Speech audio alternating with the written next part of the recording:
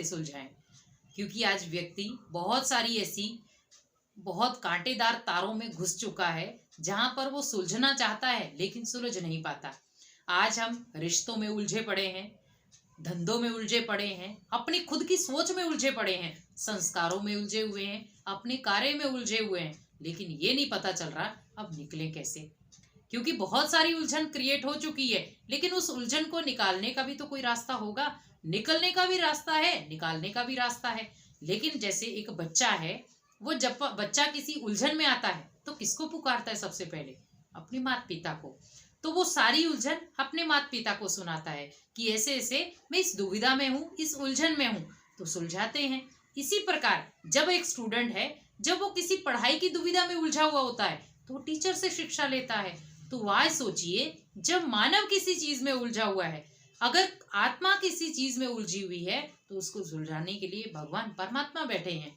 लेकिन हम कई बार कहते हैं कि मेरे जीवन में इतनी उलझने आई तो आई क्यों? क्योंकि वो उलझनों का आना ही ये सोचना सीधा सीधा कारण था कि वो उलझने आपके जीवन में इसलिए आई हैं क्योंकि वो आप सुलझा सको।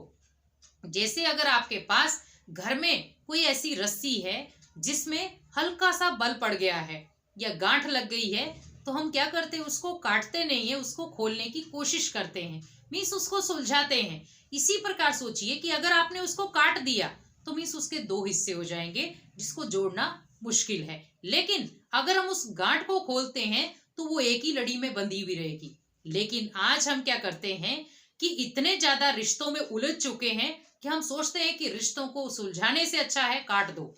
लेकिन आज काटने के कारण दोनों रिश्ते अलग हो जाते हैं और उसमें पिसते हैं बच्चे।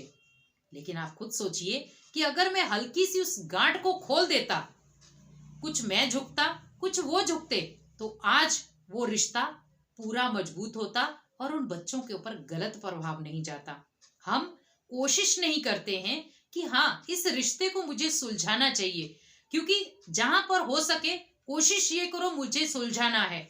लेकिन हाँ, अगर आपके बस में नहीं है या आपकी वहां पर चीजें कुछ नेगेटिव तरीके से जा रही हैं या वो दुनिया या दूसरे लोग आपको नेगेटिव तरीके से चीजें दे रहे हैं, तो वहां पर उसके लिए सल्यूशन भगवान के हाथ में छोड़ दे कि उसको जो अच्छा लगेगा मेरे बारे में वो कर देगा।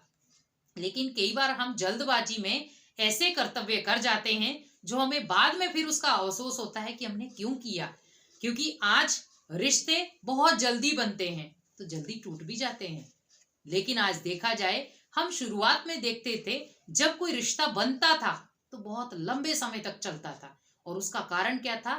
अपने अंदर की एक दूसरे को पहचानने की शक्ति, एक दूसरे को समझने की शक्ति बहुत पावरफुल थी। लेकिन आज बुजुर्ग आत्माएं आपको समझाती हैं कि आप ऐसा नहीं करो, लेकिन फिर भी हम उनकी नहीं मानते हैं।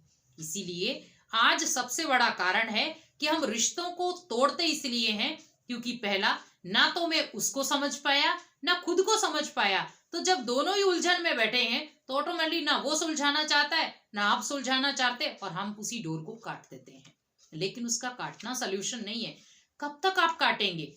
मान लो आपके इतने रिश्ते हैं, अगर हर एक रिश्ते में गांठ पड़ती जाए तो आप कब तक इन रिश्तों को काटेंगे? लेकिन कोशिश ये करिए कि जब तक हो सके हमें उस रिश्तों को बहुत सींचना है, आराम से रखना है और उनकी गांठों को निकालना है।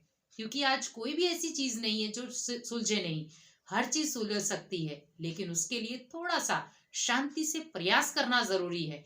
क्योंकि जब आप कोई भी चीज का प्रयास सच्चे दिल से करते हैं तो सफलता भी आपके नतमस्तक हो जाती है। लेकिन अगर हम एक चीज को फॉर्मेलिटी के रूप में लेते हैं तो कभी भी आपकी ना तो सत्यता और ना सफलता आपके हाथ लगेगी। इसीलिए रिश्तों को काटने के बजाय उलझन से अच्छा है उसको प्यार से, उसको प्रेम से, उसको शांति से सुलझाएं, ताकि जीवन में आप बहुत सारी चीजों से बच जाएं।